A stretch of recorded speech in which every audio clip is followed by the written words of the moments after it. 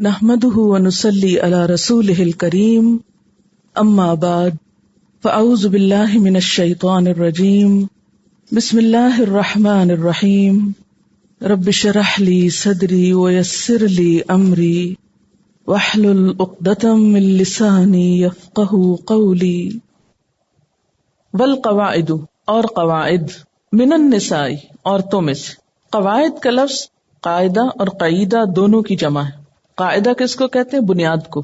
جو ہم کہتے ہیں نا قاعدہ پڑھانا ہے, ہم اس کا پروننسیشن درست نہیں بولتے, یہ اصل میں قاعدہ ہے.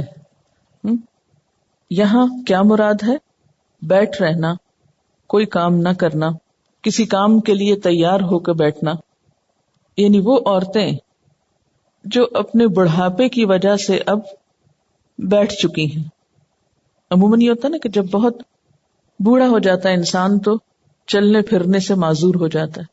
عربی میں ریٹائرمنٹ کی ایج کو بھی تقاعد کہتے ہیں, متقاعد کہتے ہیں ریٹائرڈ شخص کو. وہ تو کسی جاب وغیرہ سے ریٹائرمنٹ ہوتی.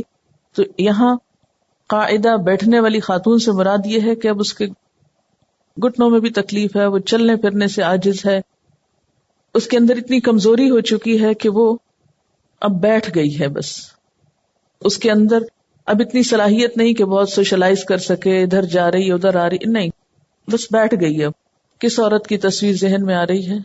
بہت بوڑھی. ٹھیک ہے, اس لیے میں لفظ کے اوپر بہت سٹریس کر رہی ہوں کیونکہ آگے جو حکم آ رہا ہے اس سے پھر بہت سے لوگ رخصت لینے لگتے ہیں. تو بہت بوڑھی جو بیٹھ گئی ہیں, چلنے پھرنے سے عاجز آ گئی ہیں. اور مراد اس سے کیا ہے کہ وہ عورتیں جو اب نہ تو بچے پیدا کر سکتی ہیں, نہ شادی کے قابل ہیں, سن یاس کی عمر کو پہنچ گئی ہیں. سن یاس کس کو کہتے ہیں؟ مینو پاس ہو چکا ہے. پاس بھی آپ دیکھیں نا, یعنی وقفہ ہو جانا, یعنی اس سے جاتے رہنا. اور یہ یاد رکھیے کہ یہ آیت بھی توضیحی حکم کے طور پر آئی ہے, وضاحت کے لیے آئی. یہ ساری آیات وضاحتاً آئی ہیں پچھلے احکام کی.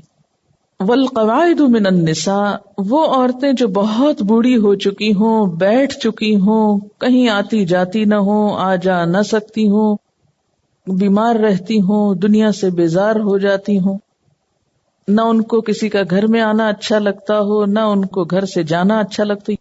والقواعد من النساء, عورتوں میں سے بیٹھ رہنے والیاں, اللاتی, وہ عورتیں. مزید اب ان کی صفت بیان کی جا رہی. لا یرجون نکاحا, جو نکاح سے بالکل نا امید ہو چکی ہیں, مایوس ہو چکی ہیں کہ کسی صورت ان کی شادی ہو ہی نہیں سکتی, بالکل ہی شادی کی عمر سے گزر چکی. فلیس علیہن جناح, تو نہیں ہے ان پر کوئی گناہ. کس معاملے میں؟ ان یضعن ثیابہن, کہ وہ رکھ دیں اپنے کپڑوں کو. یہاں سے آپ سے کیا مراد ہے؟ یہاں مراد جسم کے کپڑے نہیں کہ کپڑے ہی نہ پہنے. یہ اصل میں وضاحت ہے پچھلی آیت کی. پیچھے عورتوں سے کہا گیا تھا نا کہ اپنے خمار اپنے سینوں پہ ڈالیں. وَلْيَضْرِبْنَ بِخُمُرِهِنَّ عَلَى جُيُوبِهِنَّ, اپنی زینت کو چھپانے کا حکم تھا, ستر کو چھپانے کا حکم تھا.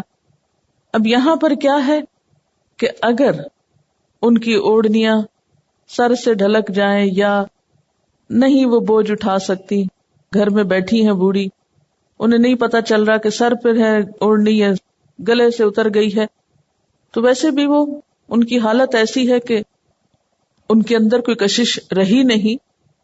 تو اگر وہ اوڑھنی اس طرح لپیٹنے کی بجائے کہیں رکھ دیتی ہیں, یا باہر نکلتے وقت جو چادر اوڑھتی تھی اب وہ نہیں اوڑھتی, کیونکہ مشکل ہو جاتا نا. یہ اللہ تعالیٰ کی طرف سے سہولت ہے, آسانی پیدا کی جا رہی ہے, کیونکہ نظر کمزور ہو جاتی, انسان کو دکھائی کچھ نہیں دیتا, جسم کمزور ہو جاتا ہے, بڑی بڑی چادریں اور برقعے اوڑھنا مشکل ہو جاتا ہے. گھر کے اندر بھی بعض اوقات ایسی بیمار ہوتی ہیں کہ بہت چڑچڑی ہو جاتی ہیں, تو بہت کپڑے لپیٹ لپیٹ کے ہر آنے جانے والے کے لیے بیٹھ جائیں تو بہت مشکل ہو جاتا ہے. اچھا, اس آیت سے بھی پتہ چل رہا ہے کہ یہ حکم پچھلے حکم کی وضاحت اور کس معنی میں کہ گھر کے اندر کیا کریں, کیونکہ یاد رکھیے کہ سورۃ نور کے احکامات جو ہیں گھر کے اندر کے لیے ہیں. گھر کے اندر عورت کس طرح کا ستر اور کس طرح کا لباس اور کس طرح کے معاملات اختیار کرے گی. لیکن ساتھ ہی پھر شرط لگا دی گئی، غیر متبرجات بزینہ، نہ ظاہر کرنے والیاں اپنی زینت کو، یعنی ایسی بوڑھی عورتیں بھی بعض اوقات دیکھا گیا ہے کہ ان کے اندر ایک کشش موجود ہوتی ہے، یا ان کو ابھی تک میک اپ کا شوق ہوتا ہے، یا زیور وغیرہ باقاعدہ پہن کے رکھتی ہیں اور زیب و زینت اختیار کرتی ہیں، تو فرمایا کہ یہ اجازت اس لیے نہیں دی جا رہی کہ وہ اوڑھنی اتار دیں تاکہ اپنی زینت کی نمائش کر سکے، نہیں، ابھی بھی اگر کوئی چیز زینت میں سے ہے تو اس کی نمائش منع ہے، وہ نہیں ظاہر کر سکتی تاکہ فتنہ نہ ہو. غیر متبرجات بزینہ وَأَن يَسْتَعْفِفْنَ خَيْرٌ لَهُنَّ، اور یہ کہ وہ حیاداری برتیں، پاکیزگی اختیار کریں، خیر لہن، ان کے حق میں اچھا ہے، انہی کا بھلا ہے اس میں. واللہ سمیع علیم، اور اللہ سننے والا ہے، علم والا ہے، اس کو سب پتا ہے کہ کون سا حکم کس کے لیے اچھا ہے. تو دوبارہ دیکھیے، والقواعد من النساء اللاتی لا یرجون نکاحا، اور وہ عورتیں جو بیٹھ چکی ہوں یا جوانی سے گزر چکی ہوں، جنہیں نکاح کی کوئی امید نہ رہی ہو، بڑھاپے سے سر سفید ہو چکا ہو، فَلَيْسَ عَلَيْهُنَّ جُنَاحٌ، تو ایسی عورتوں پہ کوئی حرج نہیں، کوئی گناہ نہیں، أَن يَدَعْنَ ثِيَابَهُنَّ، کہ وہ اپنے حجاب والے باہر کا بھاری بھرکم لباس اتار دیں یا بڑی بڑی چادریں اتار کے رکھ دیں، لیکن شرط یہ ہے کہ غیر متبرجات بزینہ، یہ اتار کے رکھنا زینت کی نمائش کے لیے نہ ہو بلکہ ضرورتاً ہو. وَأَن يَسْتَعْفِفْنَ خَيْرٌ لَهُنَّ، اور یہ کہ وہ بھی حیاداری برتیں، باوجود اس کے کہ رخصت موجود ہے لیکن اس کے باوجود بھی حیا سے کام لیں.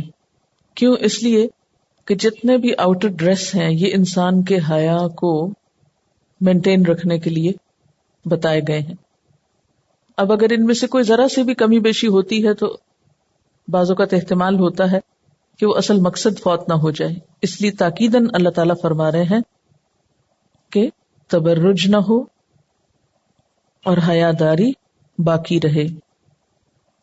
لیس علی الاعمی حرج، نہیں ہے اندھے پر کوئی حرج، ولا علی الاعرج حرج، اور نہ لنگڑے پر کوئی حرج، ولا علی المریض حرج، اور نہ مریض پر کوئی حرج، ولا علی انفسکم، اور نہ تم پر کوئی حرج، ان تأکلوا من بیوتکم، کہ تم کھاؤ اپنے گھروں سے، او بیوت آبائکم، یا اپنے باپ دادا کے گھروں سے، او بیوت امہاتکم، یا اپنی ماؤں کے گھروں سے، او بیوت اخوانکم، یا اپنے بھائیوں کے گھروں سے، او بیوت اخواتکم، یا اپنی بہنوں کے گھروں سے، او بیوت اعمامکم، یا اپنے چچاؤں کے گھروں سے، او بیوت اماتکم، یا اپنی پھپھیوں کے گھروں سے، او بیوت اخوالکم، یا اپنے ماموں کے گھروں سے، او بیوت خالاتکم، یا اپنی خالاؤں کے گھروں سے. ایک ایک رشتہ بتایا جا رہا ہے. او ما ملکتم مفاتحہ، یا جو مالک ہوئے تم ان کی کنجیوں کے، یعنی جن کے گھروں کی چابیاں تمہارے پاس ہوتی ہیں، او صدیقکم، یا تمہارے دوست یعنی جو قریبی دوست ہیں. لیس علیکم جناح، نہیں تم پر کوئی گناہ، ان تأکلوا جمیعا او اشتاتا، کہ تم کھاؤ اکٹھے یا الگ الگ. فاذا دخلتم بیوتا، اور جب تم گھروں میں داخل ہو، فسلموا علی انفسکم، تو سلام کرو اپنے نفسوں پر، یعنی دوسرے کو سلام کرنا گویا خود کو سلام کرنا. دوبارہ سلام کی تاکید ہے. تحیۃ من عند اللہ، یہ اللہ کی طرف سے تمہارے لیے ایک تحفہ ہے. مبارکتاً، بہت بابرکت ہے. طیبتاً، پاکیزہ کلام ہے. کذالک یبین اللہ لکم الآیات، اس طرح بیان کرتا ہے اللہ تمہارے لیے آیات کو، لعلکم تعقلون، تاکہ تم عقل سے کام لو، سمجھا کرو. تو اگین یہ آیت بھی توضیحی آیات میں سے ہے. توضیح کا کیا معنی ہوتا ہے؟ تشریح یا وضاحت. اب پچھلے احکامات کو اگر آپ ذہن میں لائیں تو بات کچھ یوں سمجھ میں آتی ہے کہ جب گھروں کے اندر آنے پہ کچھ پابندیاں لگائی گئیں، کچھ شرائط عائد کی گئیں، تو اس سے کچھ ایسی فیلنگ آئی کہ شاید اسلام سوشل آزادیوں کو محدود کرنا چاہتا ہے اور آپس کے میل ملاقات کو ہی شاید ختم کرنا چاہتا ہے، کہ خاص اپنے قریبی رشتہ داروں کے علاوہ، جس میں وہ پچھلے محارم کا ذکر تھا، اس کے علاوہ نہ کوئی آئے نہ کوئی جائے۔ اب یہ تھا کہ بہت سے لوگ مجبور تھے، معذور تھے، مثلاً اندھے ہیں، بہرے ہیں، مریض ہیں، تو انہوں نے بھی کچھ محسوس کیا کہ پہلے تو ہم ہر ایک کے پاس اپنے اس عذر کے ساتھ چلے جایا کرتے تھے، تو شاید یہ احکامات ہمارے لیے بھی ہیں کہ اب ہم کسی کے گھر نہیں جا سکتے، کیونکہ عرب کے اس معاشرے میں ایسے معذور افراد سارے معاشرے کا ایک مشترکہ وزٹر سمجھے جاتے تھے، کہ جہاں وہ جانا چاہیں وہ اپنی اس معذوری کے ساتھ چلے جائیں، ہر کوئی اپنی ذمہ داری سمجھے ان کی مدد کرنا، ان کی خدمت کرنا۔ اور پھر دوسری بات یہ کہ دور جاہلیت میں ایک غیر محدود آزادی تھی، جو جس وقت جب چاہے، جس حال میں چاہے، جہاں چاہے، جس کے پاس چاہے گھس جائے، چلا جائے۔ اسی لیے آپ نے دیکھا نا، وہ کسی نے اندر آنے کی اجازت مانگی تو کیا کہا، ادخل کی بجائے الج، کیا میں گھسا ہوں؟ تو اس سے کیا پتہ چلتا ہی نہیں ایسا لفظ اس نے کیوں بولا، کیونکہ ان کی عادات میں یہی تھا کہ جب چاہو گھس جاؤ اور جہاں تک چاہو چلے جاؤ۔ تو جب یہ آیات نازل ہوئی تو اس سے ایک ایسی فیلنگ آئے کہ اب تو ہم شاید کہیں جا ہی نہیں سکتے، یعنی کہ ذرا سا ایک بوجھ اور ایک گرانی محسوس ہونے لگی، جو شاید آپ میں سے بھی کچھ کو ہوئی ہو۔ تو ان شبہات کی یہاں پر مزید اب وضاحت کی گئی ہے کہ بعض احتیاطی پابندیوں کے عائد کرنے کا مقصد یہ نہیں کہ تم سب ایک دوسرے سے کٹ جاؤ اور آپس کے تعلقات ختم کر دو اور کوئی کسی سے بول چال نہ رکھو، یہ مطلب نہیں ہے۔ اس میں معاشرے کے جو معذور افراد ہیں، ہینڈی کیپڈ ہیں، اندھے، لنگڑے، مریض وغیرہ، یہ اپنے تعلق کے لوگوں سے بے تعلق نہ ہو جائیں، ان کے سہارے سے محروم نہ ہو جائیں۔ اسی طرح ان کے علاوہ اور کون ہیں؟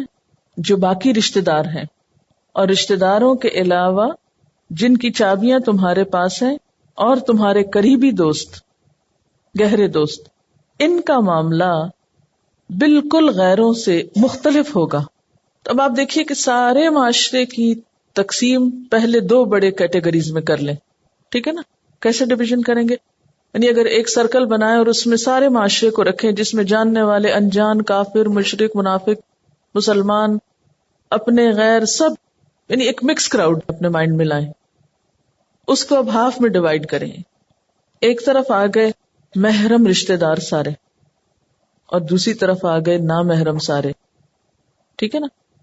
اب جو محرم رشتہ دار ہیں ان کا تو کوئی مسئلہ نہیں، اس میں صرف تھوڑا سا مسئلہ یہ ہے کہ جو نابالغ بچے اور جو خادم ہیں ان کو پھر تھوڑی سی رعایت زیادہ ہے بنسبت بڑوں کے، نوجوانوں کے، بالغوں کے۔ اور پھر ان پہ بھی پابندی لگا دی گئی کہ نہیں، بیڈ رومز میں اب تمہیں بھی فلاں فلاں وقت میں جانا ہے، ٹھیک؟ یہ معاملہ تو ایک طرف ہوگا۔ اب جو دوسرا کراؤڈ ہے جو نان محرمز کا ہے، اس میں پھر کئی کیٹیگریز ہوں گی۔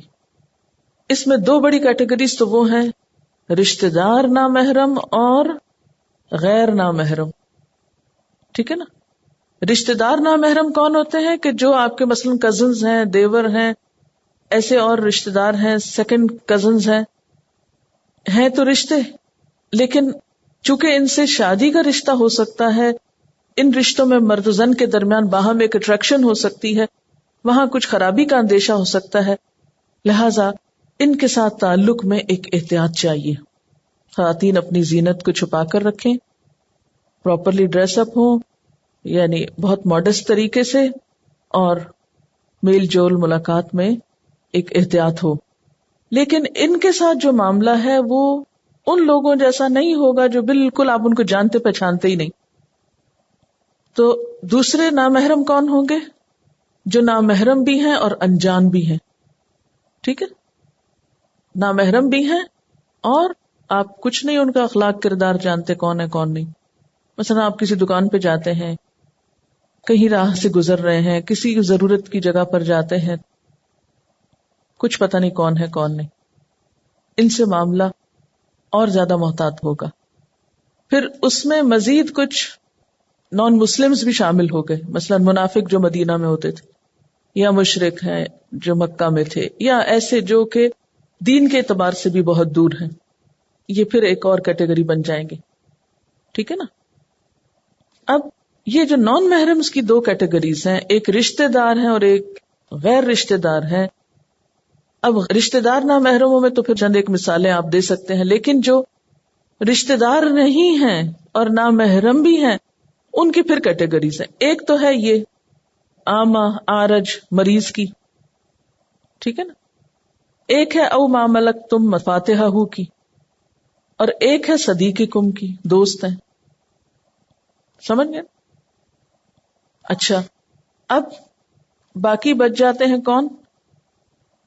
جو بالکل نہ جاننے والے اور اجنبی اور نان مسلمز اور جن سے کوئی تعلق واسطہ نہیں. اب یہ جن سے تعلق واسطہ ہے، مثلا آپ کے والد کے دوست ہیں، آپ کے شوہر کے دوست ہیں، یا وہ لوگ جن کے پاس آپ کے گھروں کی چابیاں ہوتی ہیں. مثلا آپ شہر سے باہر جاتے ہیں تو اپنی چابی کسی کو دے جاتے ہیں، ساتھ تھوڑی لے جاتے ہیں. کسی ہمسائے کو، کسی قریبی جاننے والے کو کہ بھی تم ذرا یہ چابی رکھو، خیال رکھنا، پیچھے سے آ کے دیکھتے رہنا، یا ضرورت پڑے تو استعمال کر لینا، ہے نا. اور باقی پھر بیچ میں کیا آ رہے ہیں یہاں؟ آبا اور امہات اور ان سب کے گھر. اب ان سب کے ساتھ معاملے میں تھوڑا تھوڑا فرق ہوگا. جو تو بالکل انجان لوگ ہیں، بالکل غیر لوگ ہیں، بالکل دوسرے ہیں، وہ تو آپ کے گھروں میں نہیں آئیں گے اور نہ آپ آنے دیں گے. مثلاً کوئی انجانا شخص آ کے نوک کرتا ہے کہ مجھے اندر آنا ہے، آپ آنے دیں گے اس کو؟ نہیں آنے دیں گے. اس کا تو معاملہ ہی گیا، ختم، خلاص. اسی طرح جو منافقین تھے وہ بھی جانے پہچانے تھے، ان سے بھی کوئی غرض نہیں. لیکن یہ جو ایک کیٹیگری ہے جس میں یہ معاشرے کے معذور افراد ہیں، جس میں یہ دوست لوگ ہیں، ان کے ساتھ کیا تعلق ہوگا، کیسا تعلق ہوگا؟ یہ لوگ اجازت لے کر اندر آئیں گے. خواتین اپنی اوڑھنیاں پراپر طریقے سے اوڑھیں گی، اپنی زینت کو چھپائیں گی. کھانے پر بھی ان کو بلانا ہوگا کبھی، کیونکہ یہاں آگے کھانے کا ذکر آ رہا ہے نا. تو ان کے ساتھ معاملہ مکمل اجنبیوں جیسا نہیں ہوگا. ان کے آپ کو نام معلوم ہوتے ہیں، کہ آپ کو نہیں پتا ہوتا کہ آپ کے والد کے کون کون دوست ہیں؟ پتا ہوتا ہے نا. وہ دروازے پہ آتے ہیں، آپ کو پتا چل جاتا ہے. وہ کبھی باپ گھر پہ کھانے پہ بلائیں تو آپ کو پتا ہوتا ہے کہ آج کون دوست ہے میرے والد کے جو کھانے پہ آئے ہوئے ہیں. اچھا، اب ہر گھر میں کیا بیرے ہوتے ہیں؟ ہر گھر میں سرونٹس ہوتے ہیں. اب باپ مہمانوں کے ساتھ بیٹھے ہوئے ہیں، کیا آپ وہاں جا کر ان کے پاس کھانا نہیں رکھیں گی؟ کیا آپ ان کو سرو نہیں کریں گی؟ تو ان لوگوں کا معاملہ مختلف ہو جائے گا. اب احتیاط ہے، زینت کے ساتھ نہیں جانا، اپنی اوڑھنیاں جو ہیں ان کو پراپر طریقے سے رکھنا ہے، لیکن معاشرتی تعلقات کو پردے کی وجہ سے ختم نہیں کرنا. کیونکہ آج کل ایک بات بہت سننے میں آتی ہے، اچھا آپ شرعی پردہ کرتے ہیں؟ اور شرعی پردے کا مطلب کیا ہے؟ کہ اگر آپ کسی کی بہو بن کے جا رہے ہیں تو الگ کمرے میں بند ہو کے لاک اپ ہو کے بیٹھ جائیں، اور کوئی پرواہ نہ کریں کہ کون آیا ہے اور کون گیا ہے. کسی کو پانی پوچھنا ہے یا کسی کو کھانا دینا ہے یا اس کی کوئی خدمت کرنی ہے. ساس کے بہن بھائی آ رہے ہیں، نہیں جی ہم تو شرعی پردہ کرتے ہیں، ہم تو ان کے سامنے ہی نہیں آ رہے، یا آ رہے ہیں تو گاؤن کوٹ پہن کے آ رہے ہیں. اور اس طرح کے طرز عمل سے کیا ہوا ہے؟ اس طرح کی شدتوں سے کیا ہوا ہے؟ لوگ افینڈ ہو گئے ہیں اور لوگ سمجھتے ہیں کہ دین شاید یہی ہے کہ آپ سب سے معاشرتی طور پر کٹ کے الگ بیٹھ جائیں اور کسی سے کوئی تعلق واسطہ آپ کا نہ ہو. یہ دین نہیں ہے، اور نہ ہی یہاں سے کوئی ایسی بات پتہ چل رہی ہے. اب آپ ذرا دوبارہ اس پس منظر کو ذہن میں رکھ کے یاد سنیں. لیس علی الاعمى حرج ولا علی الاعرج حرج ولا علی المریض حرج ان معذور لوگوں کے اوپر کوئی حرج نہیں. اپنے رشتہ داروں میں یا مسلمانوں کے دیگر گھرانوں میں ان کو جو سہارا ملتا تھا.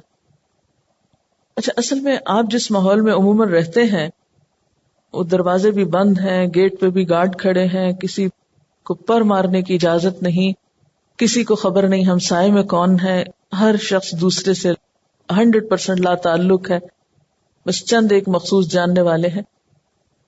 اسلامی معاشرے ایسے نہیں ہوا کرتے. اس میں پیچھے کہا نا کہ جو حقیقی معنوں میں دین پہ چلے گا اس کے لیے تو امن کے حالات ہوں گے. یہ جو بد امنی اور خوف ہے یہ اس وجہ سے ہے کہ ہم صحیح دین کو اپنائے ہوئے ہی نہیں ہیں، تو وہ سزا ملتی ہے نا دنیا میں بھی اللہ کی نافرمانیوں کی. لیکن مدینہ کے معاشرے کو اگر آپ ذہن میں رکھیں یا اپنے کسی عام ایوریج درجے کے شہر کو یا گلی محلوں کے جو معاملات ہوتے ہیں لوگوں کے، معذور لوگ ہیں، ان کا کوئی کام کاج نہیں، نہ کہیں آ سکتے ہیں نہ جا سکتے ہیں، بیچاروں کا دل نہیں لگتا، کبھی اٹھے اس گھر میں جا بیٹھے، ان سے 2-4 باتیں کی، اٹھے اس گھر میں جا بیٹھے 2-4 باتیں کی، کھانے کا وقت آ گیا کھانا کھا لیا. امیجن کر رہے ہیں نا آپ گلی محلوں کے جو ماحول عام طور پر ہوتا ہے شہروں میں ہمارے، یعنی آپ بیٹھے ہوئے اپنا کام کاج کر رہے ہیں، کوئی نابینا شخص ہے اپنے گھر سے اٹھا ہمسائے میں چلا گیا، ہمسائے سے اٹھ کے دوسرے گھر میں چلا گیا، کیونکہ سارا دن اور تو کوئی کام ہے نہیں، انہوں نے اسی طرح کی سوشلائزنگ کر کے اپنا دل بہلانا ہوتا ہے. ہمارے ہاں کوئی ایسے ہنر یا کوئی ایسی چیزیں بھی کم ہی پائی جاتی ہیں، اور اب ترقی یافتہ ممالک میں تو ایسے افراد کی فلاح و بہبود کے لیے بھی بہت کچھ کیا گیا. ٹورانٹو میں مجھے ایک بلڈنگ میں جانے کا اتفاق ہوا، شاید وہ سٹی کاؤنسل کی تھی یا معلوم نہیں کیا، ملٹی سٹوری بلڈنگ تھی. تو جب ہم انٹر ہوئے تو جو ریسپشن تھی اس پر نابینا خاتون کھڑی تھی، یعنی وہ آنے والوں کو انفارمیشن دے رہی تھی، اور ایک مخصوص کمپیوٹر تھا ان کا، اور جو بھی کوئی لین دین کر رہا تھا مخصوص جگہوں پر کارڈ رکھے ہوئے تھے، جو جس چیز کے بارے میں پوچھتا تھا وہ وہاں سے ہاتھ سے ٹٹول کے وہ متعلقہ بروشر اس کو پکڑا دیتی، اور وہ ریسپشن پہ اکیلی کام کر رہی تھی. اور اسی طرح کئی اور جگہوں پر بھی مجھے معذور افراد کو بہت پروڈکٹیو کام کرتے ہوئے دیکھنے کا موقع ملا. لیکن ہمارے معاشروں میں عام طور پر ایسی فضا نہیں، اور ابھی مدینہ کا معاشرہ جو ہے وہ بڑی ابتدائی سٹیج میں ہے.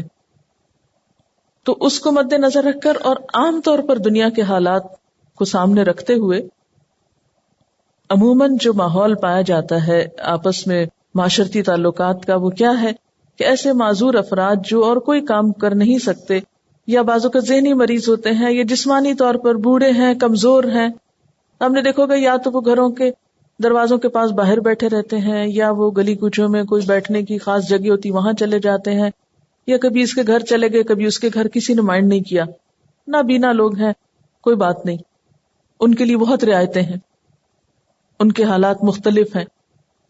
اب جب یہ آیتیں نازل ہوئی، کسی کی اجازت کے بغیر اندر نہیں جانا، ان کو بتا کے جانا ہے، اور انہی جو پیچھے پابندیاں عائد ہوئی تو اس پر یہ لوگ ڈر گئے کہ اچھا اب ہم کہیں نہیں جا سکتے، کسی کے گھر کھا بھی نہیں سکتے. کیونکہ ہوتا کیا ہے کہ آپ کسی وقت گئے، انہیں تو نہیں پتا چلتا کہ اب دوپہر ہو رہی ہے، ظہر ہو رہی ہے کہ عصر ہو رہی ہے کہ مغرب ہو رہی. اندازہ تو ہو جاتا ہے، لیکن بعض اوقات ایسی بیماری ہوتی ہے کہ ان کو نہیں پتا چلتا. اب جہاں وہ بیٹھے، اب گھر والے یہ تو نہیں کہیں گے اٹھو جاؤ ہمارے کھانے کا وقت ہے، یا ان کو بھی نہیں پتا چل رہا کہ اب کھانے کا وقت ہو گیا تو ہم کسی کے گھر نہیں جائیں. تو ایسے لوگ ایک طرح سے پورے معاشرے کے مہمان ہوتے ہیں، یا پورے معاشرے کے اوپر ایک ذمہ داری ہوتے ہیں، وہ صرف اپنے خاندان والوں کی ذمہ داری نہیں ہوتے. فرمایا ان پہ کوئی حرج نہیں کہ وہ آ جائیں اور بیٹھیں یا تمہارے گھروں سے کچھ کھا پی لیں. اس کے بعد کچھ رشتہ داروں کا ذکر کیا گیا، اعزاء و اقرباء کا ذکر کیا گیا. باپ کا گھر، ماں کا گھر ویسے تو ایک ہی ہوتا ہے، لیکن چونکہ یہ جمع کا صیغہ ہے تو باپ کے علاوہ دادا بھی اس میں شامل ہو جاتے ہیں، اور ماں کے علاوہ نانی دادی بھی شامل ہو جاتی ہیں. اور بعض اوقات الگ الگ گھر بھی ہوتے ہیں. پھر اسی طرح بھائیوں کے گھر، بہنوں کے گھر، چچا کا گھر، پھپھی کا گھر، خالہ ماموں کا گھر. اب یہ تو نہیں کہ پردہ کر لیا اور ان میں سے نہ کسی کے گھر جانا ہے اور نہ ان کے گھر سے کوئی آ سکتا ہے، اور یہ بھی نہیں ہو سکتا کہ آپ جائیں اور جو ان کے گھر والے ان کو آپ باہر کر دیں، یا یہ کہ آپ کسی ایک کمرے میں لاک ہو جائیں یا ان کے مردوں کو ایک کمرے میں لاک کر دیں، اپنے ہی رشتے داروں کو. یہ تو پاسبل نہیں ہے. کھانے کا وقت آئے گا، کھانا بھی کھانا ہوگا، کوئی ضرورت کی گفتگو بھی کرنی ہوگی، تو وہ جو احتیاطیں دین نے بتائی ہیں ان کو تو آپ ملحوظ رکھیں، زینت کی نمائش نہیں کریں، لیکن میل ملاقات ختم نہیں کریں، انسانی تعلقات کو ختم نہیں کریں، معاشرتی تعلقات کو کاٹ کے نہیں رکھ دیں، اپنے اوپر ایسی پابندیاں مت عائد کریں کہ جن کو آپ نبھا نہ سکیں. ایک دوسرے کے پاس کھائیں پیئیں، انفرادی طور پر بھی، اجتماعی طور پر بھی، لیکن مطلوب کیا ہے؟ فَإِذَا دَخَلْتُمْ بُيُوتًا فَسَلِّمُوا عَلَىٰ أَنفُسِكُمْ. ٹھیک ہے، یعنی سلام کرو، دوبارہ سلام کی تاکید کی گئی.